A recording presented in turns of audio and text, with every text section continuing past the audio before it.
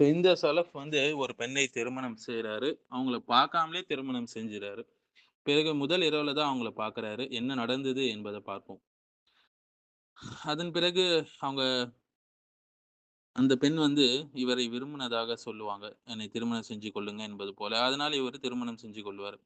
ஆனா பிறகு தான் தெரியுது, அவங்க நெறைய உடல் குறைபாடுகள் இருக்கு.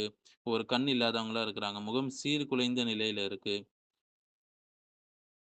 இவங்களை குராசான் நாட்டுடைய அறிஞரான அபு உஸ்மான் அல் ஹீரி அவர்கள் திருமணம் செஞ்சு கொள்றாங்க. இவங்க 230லேருந்து 298 ஹிஜ்ரில வாழ்ந்தவங்க. இவங்கள அந்த பெண் ரொம்ப நேசித்தாங்க. இப்னு கசீர் ரஹிமஹுல்லாஹ் சொல்றாங்க, கத்தீப் அவர்கள் கூறுகிறார், அபு உஸ்மான் அவர்களிடம் கேட்கப்பட்டுச்சு. உங்கள் செயல்களில் எது அல்லாஹ்வால் ஏற்றுக்கொள்ளப்படும் என்ற மிகப்பெரிய நம்பிக்கை உங்களுக்கு தருதுன்னு கேட்கும்போது, அவங்க என்ன பதிலளிச்சாங்கன்னா, நான் நகரத்துல வளர்ந்து வந்தேன். அப்ப என்னுடைய குடும்பத்தினர் என்னை திருமணம் செய்ய சொல்லி விரும்புனாங்க. ஆனா நான் எப்பவும் மறுத்துடுவேன் அத. ஒரு நாள் ஒரு பெண் என்னிடம் "ஓ அபு உஸ்மானே! நான் உங்களை மிகவும் நேசிக்கிறேன். இதனால எனக்கு தூக்கமும், மன அமைதியும் இல்லாமல் போயிடுச்சுன்னு" சொன்னாங்க. இதயங்களை மாற்றுபவன் அல்லாஹ் மூலம் நான் உங்களிடம் வேண்டுகிறேன். அவனே சாட்சியா வச்சு உங்களை திருமணம் செய்யும்படி கேட்கிறேன்னு சொல்றாங்க. ப்ரொபோஸ் பண்றாங்க. அப்போ நான் அவங்க கிட்ட கேட்டேன், "உனக்கு தந்தை இருக்கிறாரான்னு?" அவங்க ஆம் சொன்னாங்க.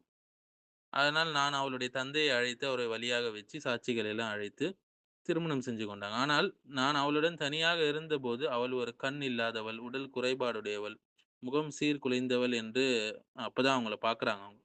அப்ப இவங்க சொன்னாங்க, "யா அல்லாஹ் நீ எனக்கு அளித்ததற்காக எல்லா புகழும் உனக்கே உரியது" என்று சொன்னாங்க. இப்படிதான் ஒரு முஸ்லீம் இருக்கணும்.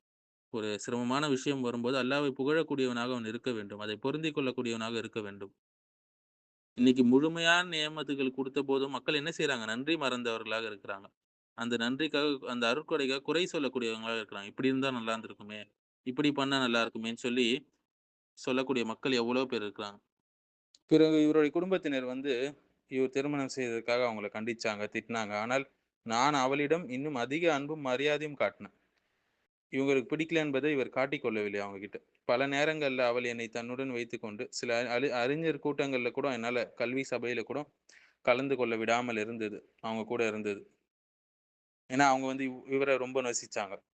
நான் ஒரு நெருப்பு கல்லு மீது அமர்ந்திருப்பது போலவே உணர்ந்தாலும், எனக்கு இருந்த எந்த அசௌகரியத்தையும் நான் ஒருபோதும் அவளிடம் வெளிப்படுத்தவில்லை என்றாங்க. இதுதான் சிறந்த அக்லாக் சகோதரர்களே! சிறந்த நற்பண்புகள். இன்னைக்கு சிலர் கேட்டுட்ட ஏதாவது ஒரு சின்ன விஷயம் பிடிக்கலனா, உடனே முகத்தை காட்ட ஆரம்பித்து விடுகிறார்கள். அவர்களுக்கெல்லாம் இது படிப்பினை இந்த வரலாறு, இந்த வாழ்க்கை என்பது. இப்படியே நான் 15 ஆண்டுகள் வாழ்ந்தாங்க. நான் செய்த செயல்கள்லே அல்லாஹ்வால் அதிகமாக ஏற்றுக்கொள்ளப்படும் என்ற செயல் என்று நான் நம்புறதுன்னா, இந்த செயலா தான் இருக்கும் அப்படின்னு அவங்க நெனைச்சாங்க.